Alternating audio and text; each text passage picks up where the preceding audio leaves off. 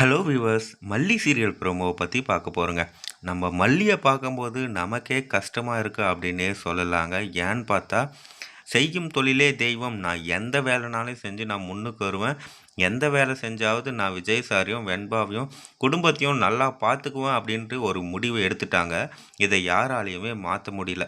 ஒரு கட்டத்தில் Rajeswari group of கம்பெனிக்கு போன விஷயந்தான் நம்ம விஜய்க்கு தெரிய வந்துருச்சு அப்படின்னு நினச்சோம். அதெல்லாம் தெரிய வரலைங்க. நம்ம மல்லி இப்போ டெலிவரி கேர்ள் ஆயிட்டாங்க. ஏன்னு பார்த்தா ஃபுட்டு டெலிவரி பண்ண ஆரம்பிச்சிட்டாங்க.